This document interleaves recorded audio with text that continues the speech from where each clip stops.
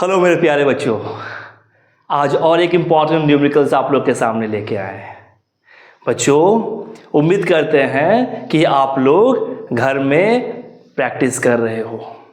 देखते देखते दिवाली भी ख़त्म हो गया प्यारे बच्चों, और डे बाय डे एग्ज़ाम भी नज़दीक आ रहा है। तो बच्चों, अब समय ना गवाए, हम लोग अपने पढ़ाई के ऊपर फोकस करते हैं। तो बच्चों, नेक्स्ट इंपॉर्टेंट न्यूमेरिकल्स जो इस प्रकार है। Two resistance when connected in parallel give resultant values of 2 ohm. यानी बच्चों, मान लेते हैं कि कोई दो रेजिस्टेंस है, एक R1 और एक R2। दोनों क्या बच्चों? पैरेलली कनेक्टेड है, और उसका रिजल्टेंट मींस नेट रेजिस्टेंस दिया हुआ है 2 ओम। तो बच्चों यहां लिख लेते हैं, let R1 and R2 be the two resistance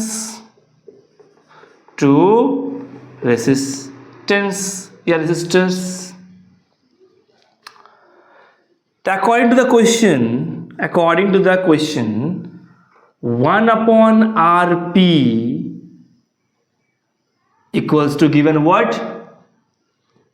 2 ohm. Resultant is given 2 ohm. So that means 1 upon Rp is 1 upon R1 plus 1 upon R2.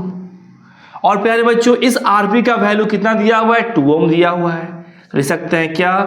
1 upon 2 equals to क्या हो जाएगा प्यारे बच्चों? एलसीएम लेते हैं दोनों को, तो हो जाएगा तो R1 डॉट R2। तो एलसीएम अगर R1 डॉट R2 है, दोनों का प्रोडक्ट, तो यहाँ कितना हो जाएगा? यहाँ हो जाएगा R2 प्लस R1 या R1 plus R2, both are same. तो लिख सकते हैं यहाँ पर क्या? R1 plus R2। बच्चों, इसे क्या कर देते हैं? उलट देते हैं। तो क्या हो जाएगा? ये हो जाएगा 2 equals to R1 plus, sorry, it will be what? 2 equals to, it's the R1 dot R2 upon R1 plus R2 प्यारे बच्चों। इसे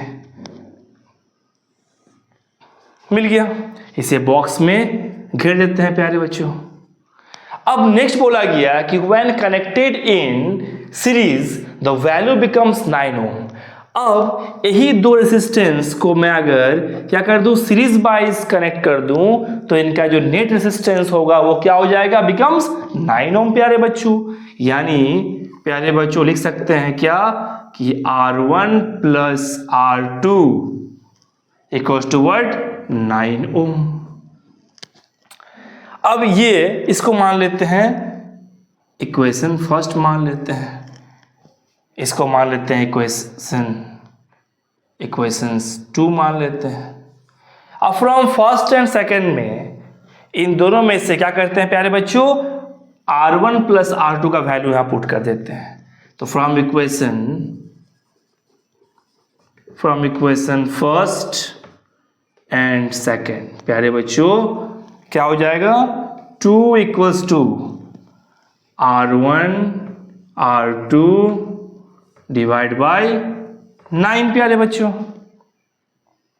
यानी इसका वैल्यू क्या हो जाएगा? यानी R1 R2 का जो वैल्यू हो जाएगा 18। यानी प्यारे बच्चों ये R1 डॉट R2 का वैल्यू कितना हो गया? 18। अब इस इक्वेशन फर्स्ट से अगर हम R1 का वैल्यू निकाल ले तो R1 कितना हो जाएगा? 9 ओम माइनस R2 यहां पुट कर सकते हैं। तो फ्रॉम इक्वेशन फर्स्ट क्या प्यारे बच्चों लिख सकते हैं? फ्रॉम इक्वेशन फर्स्ट हमें दोनों R का वैल्यूज चाहिए। क्या चाहिए? दोनों R का वैल्यूज चाहिए। अब क्या है? फ्रॉम इक्वेशन फर्स्ट से वो लिख सकते हैं क्या कि R1 जो होगा वो क्या हो जाएगा? 9 माइनस R2 के बराबर होगा।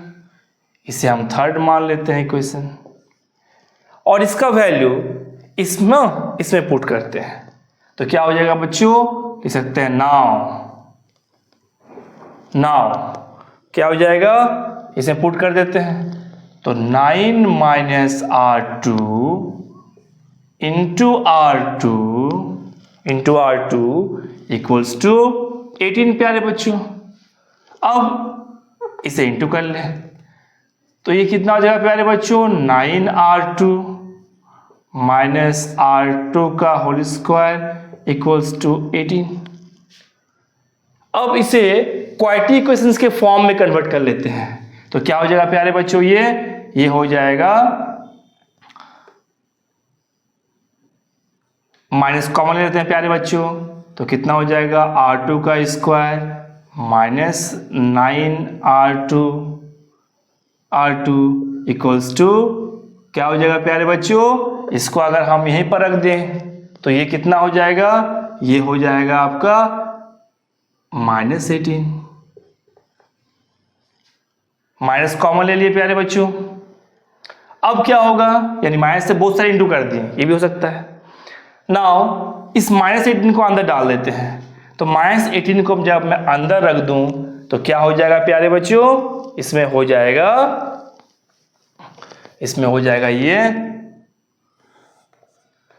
ये हो जाएगा R2 का whole square minus 9R2 plus 18 equals to 0। अब बच्चों क्या मिला, ये क्वाड्रेटिक फॉर्म में निकल गया, क्वाड्रेटिक इक्वेशंस। अब इस क्वाड्रेटिक इक्वेशंस में मैं क्या करूं, इसको मिड टर्म फैक्टर में तोड़ देता हूं। तो मिड टर्म फैक्टर में कितना होगा, 18 इंटू 1 18, तो 18 किस में 18 आएगा प्यारे बच्चों, 18 आएगा 1 इंटू 18, लेकिन इसको प्लस का और ऐड करेंगे तो 9 नहीं आएगा। 9 इंटू 2 ऑल्सो 18, 9 और 2 को प्लस कर रहे हैं तो 11 यहाँ है नहीं, अब माइनस करते हैं तो 7, ये पॉसिबल नहीं है। बट 6 इंटू 3 भी होता है 18। अब इन दोनों को अगर मैं ऐड कर दूं तो ये 9 आ जाए, तो यानी प्यारे बच्चों यहाँ क्या होगा, इस मिड टर्म को हम स्प्लिट कर रहे हैं। क्या कर रहे हैं प्यारे बच्चों, इस मिड टर्म को स्प्लिट कर रहे हैं, तो इसे लिख सकते हैं इसे -3R2 और -6R2 प्लस 18 इक्वल्स टू 0। इस मिड टर्म को स्प्लिट कर दिए प्यारे बच्चों। अब इसे क्या कर सकते हैं, हम लोग कॉमन लेंगे प्यारे बच्चों। यहाँ देखो बोथ R2 इज कॉमन, तो R2 टेक कॉमन, तो यहाँ क्या बचेगा, एक R2 बचेगा और -3 बचेगा। यहाँ -6 कॉमन लेते हैं, तो यहाँ क्या होगा, R2 और माइनस प्लस 3 6 18 इक्वल्स टू 0। अब बच्चों यहाँ R2 -3 और R2 -3 बोथ आर कॉमन, तो कितना हो गया, R2 -3 टेक कॉमन, तो यहाँ क्या बचेगा, R2 -6 इक्वल्स टू 0। तो दैट इज लिख सकते हैं प्यारे बच्चों, R2 -3 equals to 0 and R2 -6 equals to 0। तो अल्टीमेटली R2 जो हो जाएगा 3 ओम और R2 हो सकता है क्या, 6 ओम भी। यानी प्यारे बच्चों R2 का दो वैल्यू आ गया, एक 3 ओम और एक 6 ओम। तो जब R2 का वैल्यू 3 ओम होगा तो R1 कितना होगा, इस थर्ड में पुट कर देंगे। इस थर्ड में अगर हम पुट कर दें, क्योंकि बच्चों यहाँ R2 का दो वैल्यूज आया है, R2 का 2 values, R2 is 3 ohm, R2 is 6 ohm, दोनों ही वैलिड है।